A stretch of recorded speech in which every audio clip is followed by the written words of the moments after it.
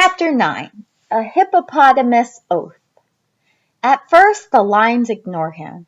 They are too busy sunning themselves to notice. Maybe they think Pistachio is a fake dog, or too little to care about one way or the other. I am almost to the fence now. Pistachio! Come! Come! I pound my leg with my hand. Pistachio ignores me. He is jumping around, barking his head off, daring them to get him, daring them to fight. Then suddenly, one of the lionesses snaps to attention. Her whole body tenses. A streak of energy arches through her. She crouches and leaps, all in one smooth motion. Pistachio! I scream, shoving my arm under the fence, trying to grab him. My fingers graze his bristly fur, but I get hold of nothing. What? What? Are you nuts? Just Carol screams. I hear her rubber boots pounding toward me. I am flat on the dirt with my arm as far under the fence as it will go. Pistachio! Pistachio! I call. The chain link is tearing my arm. I try to push closer to Pistachio. I touch his wiry fur again, trying to grab a hold, but he jumps out of reach. Just Carol tugs at my other arm. Get your arm out of there, she cries. Let go, I scream. The lion is there now. She has covered the ground in a flash. She lets out a terrifying roar and sails through the air. Pistachio is barking. I snap my eyes shut and yank my arm back without even thinking. I can't help myself. It's pure fear. Then I force myself to open my eyes. Oh my gosh, she's eating him. I hear a terrible noise as if someone is sobbing or moaning. It's coming from me. I want him back. I have to hold him again.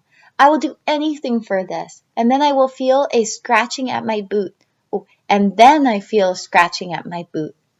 I look down and there he is, panting hard, wagging his tail 1,000,000 miles an hour, looking eagerly at me as if he had just had a lot of fun. Holy Jesus, just Carol says. I pick up Pistachio and hold him tight against me. I am never going to let him go again. I smell his dog smell like leaves burning. He licks my finger with his small, wet, raspy tongue. The lioness is still watching him. She is pacing on the other side of the fence, back and forth, back and forth. I shudder. My whole body feels stiff, as if I'd taken a hard fall, and my arm is bleeding a little where I scratched it on the chain link. What the heck were you doing? Just Carol asks. I don't say anything. I don't feel able to explain right now. I don't think my mouth will work. All I know is that Pistachio is here with me. I stroke his fur. He curls his body against mine and licks my hand all over as if it's dirty and he needs to make it clean. He seems proud of himself.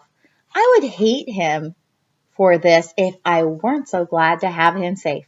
I'm shaking. I'm so grateful he is all right. Just Carol is watching me. She is very quiet. I get my coat, put it on, and pour Pistachio back in the pocket.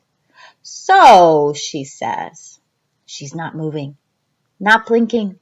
She's so still, I wonder if she's still even breathing. But then I see her eyes are jumping mad. He's been there all morning, she declares in a hard little voice. She's walking now, and my legs are moving too. We walk around to the front and step in the bleach tub and walk up down to the main zoo through the gate that says, Danger, do not enter. Just Carol doesn't say anything else. I steal a glance at her, wondering what will happen now. Her face is blank. It's only her teeth that give her away. They grind as we walk. We're approaching the big feed room and the locker room. Harrison is sitting with Mary Judy and 3 keepers at a picnic table just outside the door of the kitchen. A khaki man is walking behind us. Hey, what was all that commotion over by the lions? He asks. What commotion? Mary Judy's hand freezes, holding the wax paper from her sandwich. I don't know. Sounded like maybe a keeper was in there, the man laughed. Yeah, said Just Carol. It was Peggy. She climbed a tree after a squirrel. It was something. Just Carol smiles. Oh, is that all? Mary Judy relaxes. Did she get it? Nope. Got to a high skinny branch where Peggy couldn't get her. Treat her, huh? Well, it's only a matter of time then. That Peggy, she's good. I've seen her climb halfway up the chain link to get a squirrel. Scared me to death. I had maintenance double string the top of the whole exhibit after that. Well, so long as it's not you up there in that tree, Mary Judy, the man laughs. If it is, you'll be the first to hear about it, Joe. Mary Judy takes a banana out of her lunch bag. If we lose you, I have dibs on your radio, a tall, skinny khaki lady says. She takes a long drag from her cigarette. Honey, if I'm gone, you can have everything, even my underwear, Mary Judy says. Harrison. Just Carol beckons with her finger. Harrison jumps up and comes over to us. Wash your hands. Change out of your boots. We're going home. She whispers in a mean voice like how she talks to the kids she doesn't like. Why? Harrison asks. Talk to your buddy here. She'll tell you. Just Carol nods at me. Harrison's face scrunches all up. Hey, Carol, what's going on? Mary Judy asks. I'm sorry, Mary Judy, but I think Aunt's ready to go. A whole day is a little much first time out.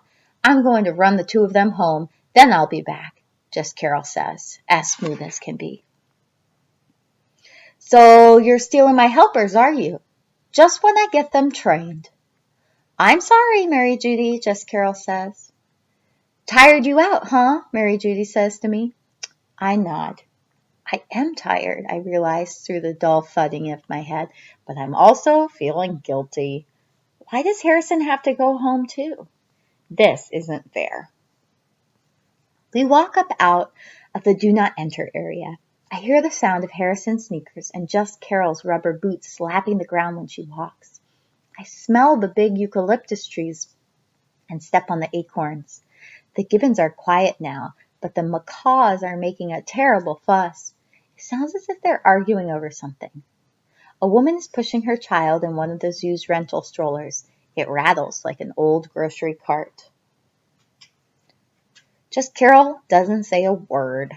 Harrison is looking over at me through his scraggly hair. He wants to know what happened, but I feel too lousy to explain.